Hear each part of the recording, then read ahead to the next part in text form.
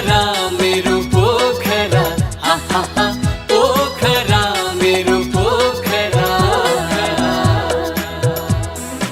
स्वर्गको टुक्रा धरतीमा झरे जस्तो छ पोखरा।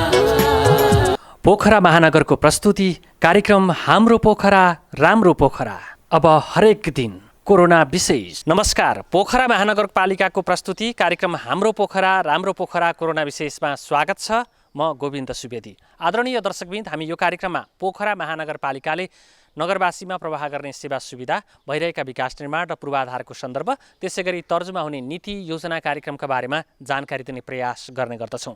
दर्शकवृन्द, यति बेला कोरोना भाइरसको सङ्क्रमण छ र त्यो सङ्क्रमणबाट जोगिनका लागि हामीले लकडाउनको पालना गरिरहेका छौँ।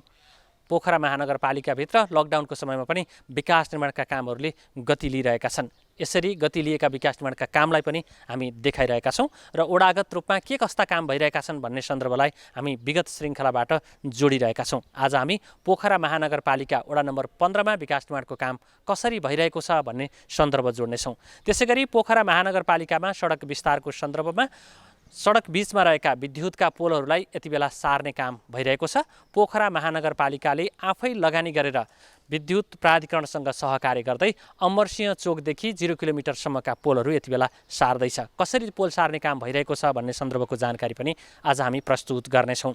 त्यसैगरी हामी प्रस्तुत गर्नेछौँ पोखरा महानगरपालिकाले विद्यालय जान नपाएका भाइ बहिनीलाई लक्षित गरी पोखरा शैक्षिक अभियान सञ्चालन गरिरहेको छ। त्यो शैक्षिक अभियान अन्तर्गतका गतिविधि पनि हामी समावेश गर्नेछौँ। प्रारम्भमा प्रस्तुत गर्दैछौँ पोखरा महानगरपालिका वडा नम्बर 15मा कसरी विकास निर्माणका कामहरू भइरहेका छन् भन्ने सन्दर्भबाट। हाम्रो पोखरा राम्रो पोखरा। सामाजिक दूरी कायम गर्दै र सुरक्षा विधि अपनाउँदै विकास निर्माणलाई अगाडि बढाउने नीति अनुरूप पोखरा महानगरपालिकाभित्र विकास निर्माणका कामले लकडाउनको समयमा पनि निरन्तरता पाइरहेका छन्। पोखरा महानगरको वडा नम्बर 15ले पनि लकडाउनको समयमा विभिन्न विकास निर्माणको कामलाई अगाडि बढाइरहेको छ। केन्द्र, प्रदेश र महानगरका योजनालाई लकडाउनका समयमा पनि अगाडि बढाइएको वडाध्यक्ष प्रकाश पौडेलले जानकारी दिनुभएको छ। वडा नम्बर 15मा विशेष गरी स्थानीय तहमा हामी निर्वाचन जितेर आइसकेपछि हामीले जनताका बीचमा एउटा कमिटमेन्ट गरेका थियौँ, प्रतिबद्धता जाहेर गरेका थियौँ। मनमा इमान्दारी, हृदयमा समझदारी, वडा नम्बर 15को समग्र विकास र परिवर्तन अब हामी जनप्रतिनिधिहरूको जिम्मेवारी भनेर हामीले प्रतिबद्धता जाहेर गरेका थियौँ। त्यही प्रतिबद्धता अनुसार पोखरा महानगरपालिकामा हामीले वडावासी दाजुभाइ दिदीबहिनीहरूलाई परिवर्तनको अनुभूति हुने गरी हामीले पहिलो प्रायोरिटीमा सेवाग्राहीहरूलाई विशेष गरी हिजो कर्मचारीहरूले स्थानीय तह चलाइरहँदाखेरि सेवाग्राहीहरूले धेरै अप्ठ्याराहरू, समस्याहरू, जटिलताहरू भोगिरहनु भएको थियो। त्यसलाई हामीले सुशासनमा उहाँहरूलाई कसरी दैनिक सेवाग्राहीहरूका काममा सहजीकरण, सुविधा, छिटो छरितो गर्न सकिन्छ त्यो अभियानमा हामी जोडियौँ। सँगसँगै जनताका विकास निर्माणका थुप्रै समस्याहरू थिए। खानेपानीदेखि लिएर अरू विद्युत लगायत थुप्रै बाटाघाटा निर्माणका कुराहरू, थुप्रै समस्याहरू थिए। ती समस्याहरूलाई हामीले प्रायोरिटीमा राखेर ती कामहरूलाई निरन्तरता दिँदै आयौँ। पोखरा महानगरपालिका वडा नम्बर 15मा हामी निर्वाचित भइसकेपछि यहाँका विकास निर्माणका कामहरू विशेष गरी वडा नम्बर 15को रामबजारदेखि यता ढुङ्गेसाउँ चोक, स्यानीपाटनसम्म हामीले बाटोलाई मर्मत सम्भार गर्ने, यता एसओएस घले चोकदेखि एसओएससम्मको बाटो हामीले निर्माण नै गऱ्यौँ। त्यसै गरी नयाँ गाउँदेखि यो बाटो वन क्याम्पससम्मको बाटो मर्मत गर्ने र नयाँ गाउँदेखि मितेरी पुलसम्मको बाटो निर्माण गर्ने। त्यो भन्दा पनि यहाँ भएका यी शाखा बाटाहरू, धेरै बाटाहरू निर्माणको पर्खाइमा थिए। हामी आइसकेपछि धेरै बाटाहरू हामीले ढलान बाटोको रूपमा हामीले गरिसकेका छौँ। वडाभित्र रहेको सार्वजनिक जग्गा र सम्पत्तिको संरक्षण, पार्क निर्माण, सौन्दर्यकरण, वडाभित्र रहेको विद्यालयका पूर्वाधार विकास, सडक स्तरोन्नति लगायतका कामलाई वडाले निरन्तर गरिरहेको छ। विकास निर्माणको काम टेन्डर प्रक्रिया, उपभोक्ता र निर्माण समिति मार्फत अगाडि बढेका छन्। वृद्ध, युवा र बालबालिका लक्षित कार्यक्रम, सिप विकास गर्ने खालका कार्यक्रमलाई पनि वडाले अगाडि बढाएको वडा नम्बर 15का वडाध्यक्ष पौडेलले जानकारी दिनुभएको छ। खानेपानीका सन्दर्भमा हामीले रामबजार देखि एउटा 6 इन्चीको पाइपलाइन हामीले निराजन चोकसम्म पुर्याइसकेका छौँ र यति बेला हाम्रो तल्लो एरिया मजुवा क्षेत्र वडा नम्बर 15 को तल्लो क्षेत्रमा खानेपानीको पाइपलाइन थिएन र खानेपानीको एकदमै समस्या थियो। हामीले ठुलो र लागतमा एउटा खानेपानीको बोरिङ योजना पनि त्यहाँ सञ्चालन गर्दैछौँ र नेपाल सरकार जाइका बीच भएको समझदारी अनुसार पोखरा महानगरपालिका वडा नम्बर 15 को कोलपाटनमा हामी 20 लाख लिटरको पानी ट्याङ्की निर्माणको चरणमा छौँ। सम्भवतः यो 2 वर्षभित्रमा यो काम सकिएर वडा नम्बर 15 का सबै दाजुभाइ दिदीबहिनीहरूलाई खानेपानी सहज रूपमा हामी वितरण गर्न सक्ने अवस्थामा जान्छ। नागरिकहरूलाई अति आवश्यक काम बाहेक तपाईहरू बाहिर ननिस्किनुहोस् र अत्यावश्यक काम बाहेक बाहिरका मान्छेहरू पनि सकभर यो परिस्थितिमा कोही पनि बाहिरबाट आफ्नो यो घर परिवारमा नआउनको लागि हामीले अनुरोध गरेका छौँ। अहिलेसम्म वडा नम्बर 15 विशेष गरी यो परिस्थितिले सिर्जना भएको जुन एकदमै गरिब अति गरिब असहाय जसको सहारा छैन र एकदमै दैनिक जेला मजदुरी गरेर खानेहरूका लागि हामीले राहतका कार्यक्रमहरू पनि सञ्चालन गऱ्यौँ। यहाँ भएका स्थानीय टोल विकास संस्थाहरू आमा समूहहरूसँग सामाजिक सङ्घ संस्थाहरूसँग सहकार्य समन्वय गरेर पोखरा महानगरपालिकाले हामीलाई 700 परिवारको लागि राहत वितरण गर्नु भनेको थियो। यद्यपि हामीले आजका मितिसम्म आइपुग्दा 2630 परिवारलाई हाम्रो राहत प्याकेज कार्यक्रम वितरण गरिसकेका छौँ। हाम्रो पोखरा राम्रो पोखरा। दर्शकवृन्द, कार्यक्रमको प्रारम्भमा हामीले प्रस्तुत गर्यौं पोखरा महानगरपालिका वडा नम्बर 15 मा विकास निर्माणका काम कसरी भइरहेका छन् भन्ने सन्दर्भको जानकारी तपाईले हेरिसक्नु भएको छ। अबको क्रममा भने पोखराको ट्राफिक व्यवस्थापनकै लागि चुनौती बनेका सडक बीचका पोलहरूलाई यति बेला पोखरा महानगरपालिकाले आफै लगानी गरेर सार्दैछ। विद्युत प्राधिकरणसँगको सहकार्यमा यसरी पोल सार्ने काम भइरहेको छ। पोखराको अमरसिंह चोकदेखि 0 किलोमिटरसम्म यसरी विद्युतका पोलहरू सार्ने काम भइरहेको छ। त्यो काम कसरी भइरहेको छ भन्ने सन्दर्भको जानकारी हामी अबको क्रममा प्रस्तुत गर्दैछौँ। पोखराका केही सडक चौडा गर्दा व्यवस्थापन गर्नुपर्ने पोल व्यवस्थापन नहुँदा ट्राफिक व्यवस्थापनमै समस्या पर्ने गरेको छ। सवारी साधन विद्युत पोलमा ठोकिएर दुर्घटना हुने अवस्था रहेको जिल्ला ट्राफिक प्रहरी कार्यालयका अधिकारी बताउँछन्। यसरी ट्राफिक व्यवस्थापनमै समस्या ल्याउने गरेका सडक बीचका पोललाई यति बेला पोखरा महानगरपालिकाले आफै लगानी गरेर सार्ने कामलाई अगाडि बढाएको छ। अहिले पोखराको अमरसिंह चोकदेखि पृथ्वी चोक, सभागृह चोक हुँदै सृजना चोक र 0 किलोमिटरसम्मका सडक बीचमा रहेका पोल हटाउने कामको थालनी गरिएको पोखरा महानगरपालिका योजना महाशाखा प्रमुख इन्जिनियर शारदा मोहन काफ्लेले जानकारी दिनुभएको छ। विशेष गरी हामीले अहिले अमरसिंह चोकदेखि 0 किलोमिटरसम्मका दायाँ बायाँ बीचबीचमा रहेका त्यो सडकको बीचबीचमा रहेका विद्युत पोलहरूलाई हामीले चाहिँ व्यवस्थापन गर्ने हामीले तयारी गरिरहेका छौँ। त्यो जुन काम भइरहेको पनि छ। हामीले नेपाल विद्युत प्राधिकरण पोखरा शाखाको टेक्निकल सहयोगमा पोखरा महानगरपालिकाले केही पैसाहरू हामीले दिएर केही पैसाहरू उहाँहरू आफैले व्यवस्थापन गरेर त्यो काम चाहिँ भइरहेको छ। यहाँहरूले देख्न सक्नुहुन्छ अमरसिंह चोकमा जुन चाहिँ उता लेखनाथतिरबाट आउँदाखेरि गाडी रोक्ने ठाउँमा एउटा बिचै भागमा पोल परेको छ र त्यो पोललाई पनि व्यवस्थापन गर्नुपर्छ भन्ने महानगरपालिकाले सोच लिएर त्यसमा अमरसिंह चोक वरिपरिका पोलहरू साथै पृथ्वी चोक, सिर्जना चोकदेखि यो 0 किलोमिटरसम्मका दायाँ बायाँ रहेका पोलहरूलाई व्यवस्थापन गर्नको लागि अहिले काम भइरहेको छ।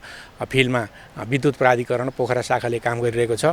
यो चाहिँ हामीले महानगरपालिकाले पनि सार्न पर्ने एउटा औचित्य ठानेर र त्यहाँको टोल विकास संस्था, त्यहाँका जनताहरू, त्यहाँ जनप्रतिनिधिज्यूहरू सबैले एउटा आग्रह गर्नुभयो अनुरूप अहिले काम भइरहेको छ। त्यस्तै गरी पोखरा महानगरपालिका क्षेत्रभित्र जुन बिरौटा चोकदेखि तिनकुनेसम्मको एउटा सडक र नाली निर्माण भइरहेको छ त्यसको दायाँ बायाँका विद्युत पोलहरू पनि हामीले व्यवस्थापन गर्ने तयारी गरिरहेका छौँ। त्यो काम पनि अब चाँडै नै हुँदैछ।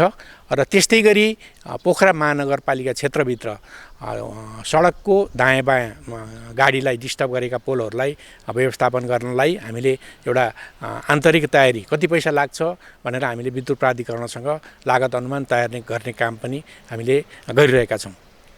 कति लागतको 0 किलोमिटरदेखि 0 किलोमिटर क्षेत्रमा सम्म आइपुग्नको लागि अमरसिंह चोकमा 8 लाख रुपियाँको लागत अनुमान उहाँहरूले तयार गर्नुभएको छ। पृथ्वी चोकमा 4 वटा पोल व्यवस्थापन गर्नको लागि करिब 2 लाख रुपियाँको उहाँहरूले इस्टिमेट तयार गर्नुभएको छ। त्यस्तै गरी सिर्जना चोकमा हामीले जुन एउटा माथि एउटा ओभरहेड ब्रिज बनाउन लागिरहेका छौँ, त्यो ओभरहेड ब्रिजमा बनाउने क्रममा त्यहाँ पनि 4 वटा कि 5 वटा पोलहरू चाहिँ व्यवस्थापन गर्नुपर्ने भएको हुनाले त्यहाँ पनि 3.5 लाख रुपियाँको एउटा लागत अनुमान तयार गर्नुभएको छ।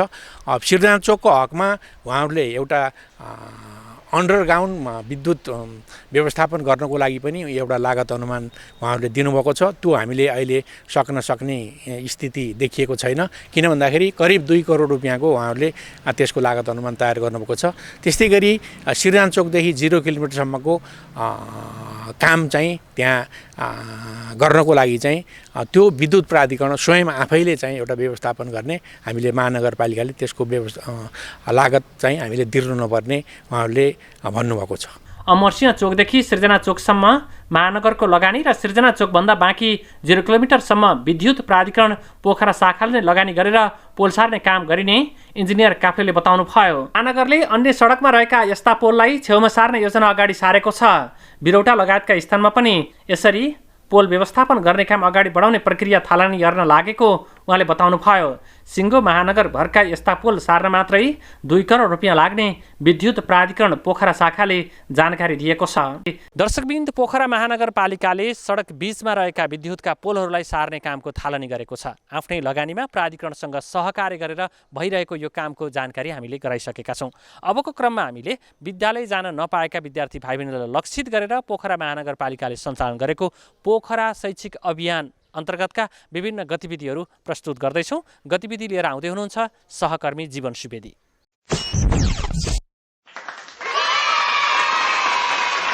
धन्यवाद गोविन्दजी। पोखरा शैक्षिक अभियान अन्तर्गत आज पनि हामीसँग विविध शैक्षिक विषयवस्तुहरू रहेका छन् र आज हामी पहिलो विषयको स्वरूप प्रस्तुत गर्दैछौँ प्रविधि मैत्री समाज कास्कीका अध्यक्ष शकुन्तला सोतीको प्रस्तुति, जसले प्रविधिमय शिक्षा कसरी दिन सकिन्छ यो वर्तमान समयमा भन्ने विषयमा केही जानकारी गराउँदै हुनुहुन्छ।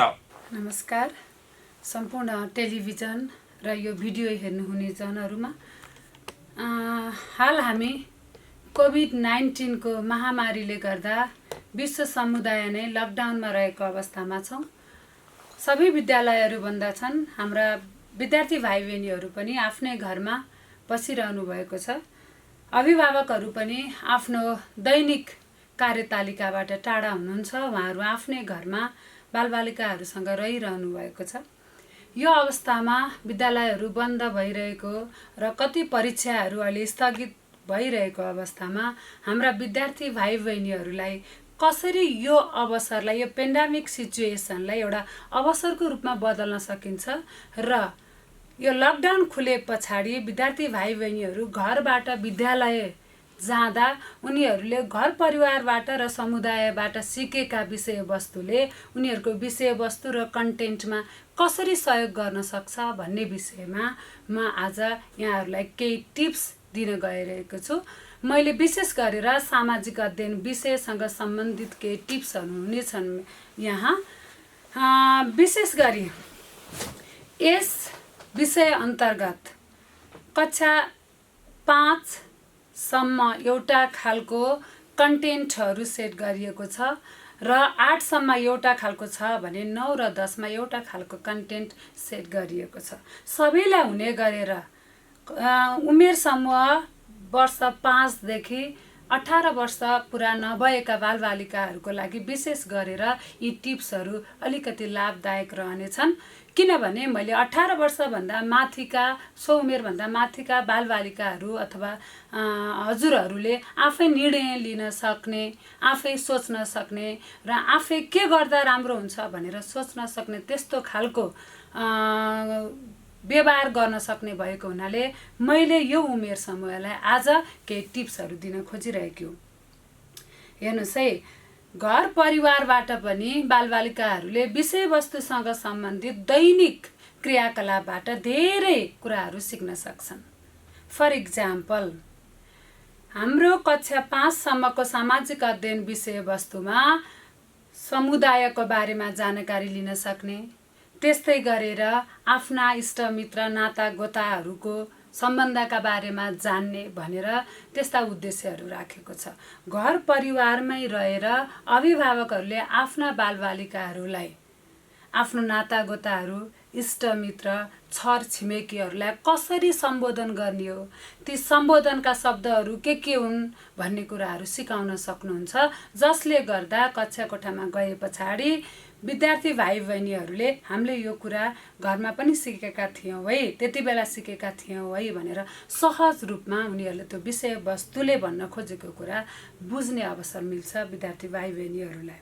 यसका लागि अभिभावकको निकै ठुलो भूमिका रहेको हुन्छ।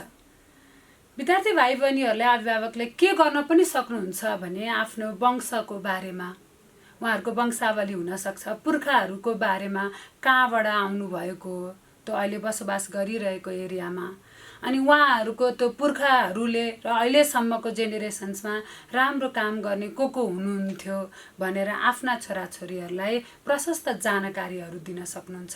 यदि हजुरहरूसँग फोटोहरू उपलब्ध छ भने फोटोहरू देखाएर उहाँहरूले गरेका कार्यहरूको बारेमा पनि विद्यार्थी भाइ बहिनीहरूलाई, आफ्ना नानी बाबुहरूलाई धेरै ज्ञान दिन सक्नुहुन्छ, जसको कारणले गर्दा ती बालबालिकाहरूले आफ्नो पुर्खाप्रति गर्व गर्न सकुन्।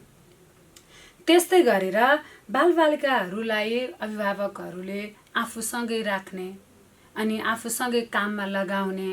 फर इक्जाम्पल, मम्मीले आफ्नो छोराछोरीहरूलाई किचनमा काम गर्दा सँगै लिएर जाने, सँगै काम गर्न लगाउने, उमेर अनुसारको चिया पकाउन सक्नेलाई चिया पकाउन सिकाउने, खाना बनाउन सक्नेलाई खाना बनाउन सिकाउने, आफ्नो काम आफै गर्न लगाउने, आफ्नो घर वरिपरि सफा गर्न लगाउने, बेडहरू मिलाउन सिकाउने, यस्ता कार्यहरू पनि अभिभावकहरूले आफ्ना छोराछोरीहरूलाई गर्न र सिकाउन सक्नुहुन्छ, जसको कारणले गर्दा भोलि पर्सि बाबु नानीहरू अलिकति इन्डिपेन्डेन्ट भएर आफ्नो काम आफै गर्न सक्ने अवस्थामा पुग्छन्। त्यसै गरी यो लकडाउनको अवस्थाभन्दा अगाडि धेरै अभिभावकहरू आफ्नो कार्य व्यस्तताले रोजीरोटीका लागि कति अफिसियल कामहरूमा बिहानदेखि बेलुकासम्म व्यस्त हुनुहुन्थ्यो होला। त्यस्तै गरी कति अब श्रमिकहरू श्रम गर्न जानुहुन्थ्यो होला र आफ्नो छोराछोरीहरूलाई समय दिन सक्नुभएको थिएन होला। अब यो लकडाउनले गर्दा हजुरहरूले आफ्नो छोराछोरीसँग सँगै बसेर समय बिताउने एउटा अवसर जुटाइदिएको छ। यस्तो अवस्थामा आफ्ना छोराछोरीहरूलाई सँगै लिएर बसेर यहाँहरूले विभिन्न सृजनात्मक कार्यहरू गराउन सक्नुहुन्छ।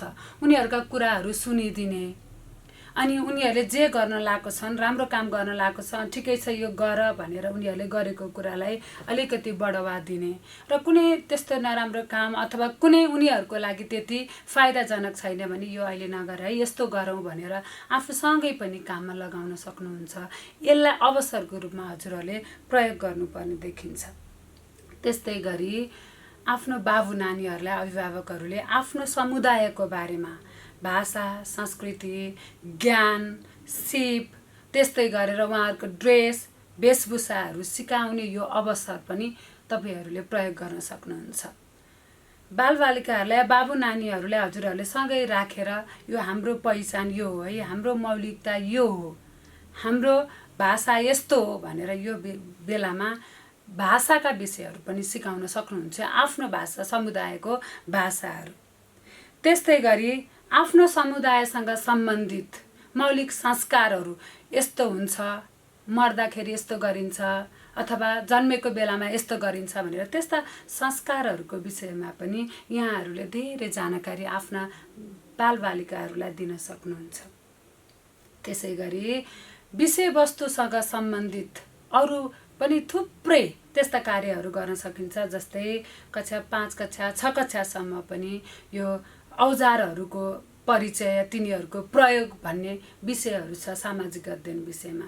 यदि हजुरहरूले आफ्नो बालबालिकाहरूलाई कौसी छ भने कौसीमा कौसी तरकारीहरू लगाउनलाई इङ्गेज गराउने, अनि करेसाबारी छ भने त्यहाँ करेसाबारीमा पनि आफ्ना नानी बाबुहरूलाई त्यहाँ लगेर अनि त्यहाँ प्रयोग हुने औजारहरू जस्तै कुटो, कोदालो, अनि हँसिया, अनि गैँचीहरू, त्यस्ता औजारहरूको बारेमा ज्ञान दिने र तिनलाई कसरी प्रयोग गर्न सकिन्छ भनेर गरेर देखाउनु भयो भने भोलि पछाडि विद्यार्थीहरू कक्षा कोठामा गइसके पछाडि यो सामग्री यो औजार यो कामको लागि प्रयोग गरिन्छ भनेर उनीहरूले विषयवस्तुमा पहिले नै जानकारी लिएर जान सक्छन्, जसले गर्दा शिक्षकलाई पनि सहजीकरण गर्दा सजिलो र बच्चाहरूले इजिली त्यो विषयवस्तुलाई बुझ्ने गर्न सक्छन्। त्यस्तै गरेर समाजमा विभिन्न व्यक्तित्वहरू हुन सक्नुहुन्छ हजुरको समाजमा र जसले विशिष्ट योगदान पुर्याएको हुन सक्नुहुन्छ। त्यस्तो व्यक्तित्वहरूको बारेमा जानकारी लिने, आफूले पनि लिने र छोराछोरीहरूलाई बाबु नानीहरूलाई हाम्रो समाजमा यो एउटा विशिष्ट व्यक्तित्व हुनुहुन्छ अथवा उहाँहरू विशिष्ट व्यक्तित्वहरू हुनुहुन्छ, उहाँले हाम्रो समाजको लागि यस्तो गर्नुभयो भनेर उहाँहरूको जीवनीको बारेमा पनि यदि हजुरहरूले केही बताइदिनु भयो अथवा बालबालिकाहरूलाई छोराछोरीहरूलाई त्यसको विषयमा सिक्ने कुनै अवसर सृजना गरिदिनु भयो भने पछाडि गएर विद्यालयमा जाँदा बालबालिकाहरूले हाम्रो समाजमा पनि यस्तो व्यक्तित्वहरू छन् भनेर विषयवस्तुसँग जोडिदिन सक्छन्। उनीहरूलाई प्रोजेक्टहरू वर्कहरू आउन सक्छ, त्यति बेला अहिले लकडाउनमा तयार गरेको त्यस्तो बायोग्राफीहरूलाई पनि प्रोजेक्ट वर्कको बेलामा त्यति बेला विद्यार्थी भाइ बहिनीहरूले प्रयोग गर्न सक्छन्। त्यस्तै गरी अब अलिकति ठुलो कक्षाका भाइ बहिनीहरू 9 कक्षा 10 कक्षाका भाइ बहिनीहरूले केमा इङ्गेज हुन सक्नुहुन्छ भने यति बेला नेपाल र भारत बीच सीमा विवादको कुरा उठिरहेको छ। यो विषयलाई हजुरहरूले तथ्यहरू खोजी गर्ने, के रहेछ यसको कारण के हो भन्ने कुराहरूमा तथ्यहरू खोजी गर्ने, बहसमूलक कार्यक्रमहरू हेर्ने, अध्ययन गर्ने गर्नुभयो भने यहाँको ज्ञानको दायरा बढ्न सक्छ, जसले गर्दा यहाँहरूको विषयवस्तुमा त्यहाँ प्रस्तुत गर्नुपर्ने ज्ञान पनि फराकिलो हुँदै जान्छ र पछाडि गएर यहाँहरू अलिकति अब्बल बन्न सक्नुहुन्छ कक्षा कोठामा। अब अर्को रह्यो त्यस्तै गरेर अब गुगल अर्थबाट हेर्नुहोस् है, माथिल्लो कक्षाका भाइ बहिनीहरू यदि हजुरहरूमा इमेल इन्टरनेटको व्यवस्थाहरू छ भने र ल्यापटपहरू मोबाइलहरूको व्यवस्था त्यस्ता डिभाइसहरूको व्यवस्था छ भने हजुरहरूले यो समयलाई गुगल अर्थ गुगल म्यापबाट विभिन्न भौगोलिक अवस्थितिहरूको बारेमा पनि जानकारी लिन सक्नुहुन्छ। रमाइलो गरेर धेरै कुरा अध्ययन गर्न सक्नुहुन्छ, ल्याटिच्युडको कुरा लङ्गिच्युडका कुराहरू त्यहाँ अध्ययन गर्न सक्नुहुन्छ। त्यस्तै गरेर कुन ठाउँ कहाँ पर्छ भनेर गुगल म्यापबाट गुगल अर्थबाट स्पष्ट रूपमा हजुरहरूले हेर्न सक्नुहुन्छ। अनि विश्वका विभिन्न प्रख्यात सहरहरूको अवस्थिति कस्तो छ, त्यहाँको त्यो सिटी प्लानिङ कसरी गरिएको छ, कसरी त्यहाँ मान्छेहरूको त्यो हेबिट्याटहरू कसरी सेटल गरिएको छ भन्ने विषयमा पनि यहाँहरूले हेर्न सक्नुहुन्छ त्यहाँ। र हाम्रो जियोग्राफीमा धेरै नलेजहरू यसबाट लिन सक्नुहुनेछ। त्यस्तै गरी यो रह्यो गुगलको कुरा। अरू यी पोर्टलहरू धेरै छन् पढ्नको लागि। यो अवसरमा विद्यार्थी भाइ बहिनीहरूले एउटा समय तालिका बनाउनुहोस्। समय तालिका बनाएर कुन बेलामा खेल्ने, कुन बेलामा पढ्ने, कुन बेला बाबा मम्मीलाई काममा सहयोग गर्ने अथवा कुन बेला आफ्नो भाइ बहिनीहरू हुनुहुन्छ भने उहाँहरूलाई समय दिने भनेर यसरी समय तालिका बनाएर स्टडीको लागि पनि केही समय हजुरहरूले छुट्याउन सक्नुहुनेछ, जसले गर्दा भोलि पछाडि विषयवस्तुमा पनि हजुरलाई सहयोग होस्। त्यस्तै गरेर अभिभावकहरूले पनि आफ्ना बाबु नानीहरूलाई अलि विश्वास गरिदिनु पर्ने हुन्छ। यो बेलामा हजुरहरू नजिक त हुँदै हुनुहुन्छ, हजुरहरूले उहाँहरूसँग ती भाइ बहिनीहरूसँग सबै कुरा सेयर गर्ने अपर्च्युनिटी दिनुहोस् अनि उहाँहरूका कुरा सुनिदिनुहोस्। त्यसै गरी उहाँहरूलाई केही जिम्मेवारी दिनुहोस्। यदि हजुरहरूले उहाँहरूलाई केही जिम्मेवारी दिनुभयो भने उहाँहरू जिम्मेवार बन्नुहुन्छ। अहिले जिम्मेवार बन्नु भनेको भोलि पर्सि उहाँहरू अलिकति उहाँहरूको नैतिकतामा पनि सुधार आउँछ र योग्य व्यक्ति बन्न सक्नुहुन्छ।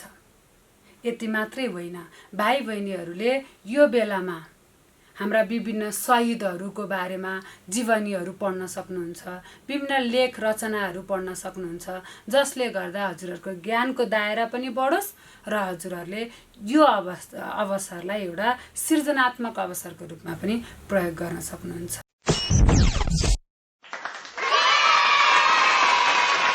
उहाँ हुनुहुन्थ्यो प्रविधि मैत्री समाज कास्कीका अध्यक्ष शकुन्तला सोती र उहाँले दिनुभएको जानकारी पक्कै पनि यहाँहरूको लागि महत्त्वपूर्ण रह्यो होला भन्ने हामीले अपेक्षा गरेका छौँ। यसपछि अब हामी विद्यार्थीको प्रस्तुति यहाँहरूको माझमा प्रस्तुत गर्दैछौँ।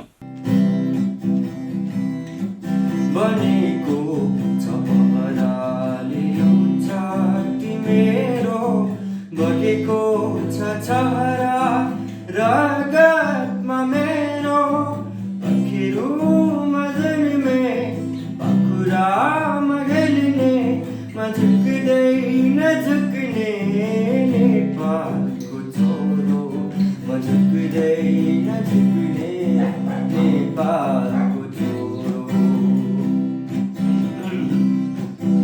खोसेको रोटीले मेरो पेट भरिन्न, मागेको धोतीले मेरो लाग छोपिन्न, खोसेको रोटीले मेरो पेट भरिन्न, मागेको धोतीले मेरो लाग छोपिन्न, हरिएर पाउ झरिजाऊ नौला तर कोही अगाडि यहाँ जोडिन्न, यहाँ जोडिन्न,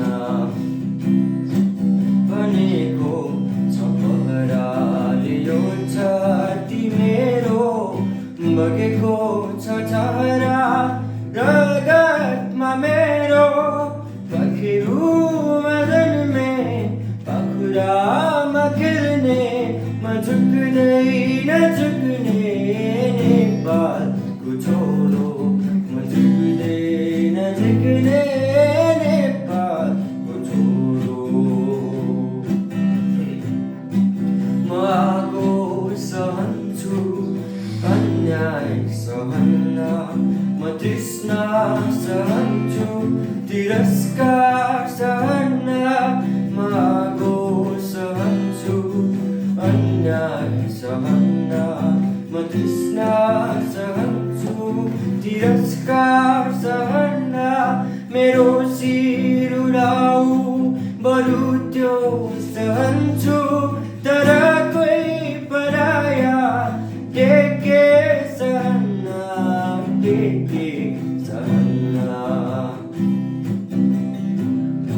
बनेको छ पहराले यो छाती मेरो, बगेको छ छहरा रगतमा मेरो, पखेरुमा जन्मे पाखुरामा खेल्ने, म झुक्दैन झुक्ने नेपालको छोरो, म झुक्दैन झुक्ने नेपालको छोरो।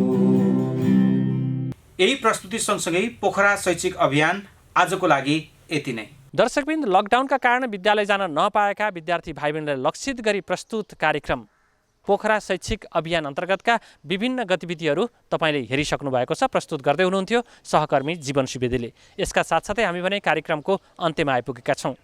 आजको बसाइमा हामीले प्रस्तुत गऱ्यौँ पोखरा महानगरपालिका वडा नम्बर 15मा विकास निर्माणको काम कसरी भइरहेको छ। त्यसै गरी हामीले प्रस्तुत गऱ्यौँ पोखराको सडक बीचमा रहेका पोलको व्यवस्थापन कसरी भइरहेको छ भन्ने सन्दर्भको जानकारी तपाईँले हेर्नु भएको छ। त्यसै गरी हामीले प्रस्तुत गऱ्यौँ पोखरा शैक्षिक अभियान अन्तर्गतका गतिविधिहरू पनि हामीले राखिसकेका छौँ। यतिन्जेलसम्म हामीलाई हेरिदिनु भयो तपाईँ सम्पूर्ण दर्शकप्रति विशेष आभार प्रकट गर्छु र हाम्रो सम्पूर्ण युनिटका साथ मलाई पनि आज्ञा दिनुहोस्। नमस्कार।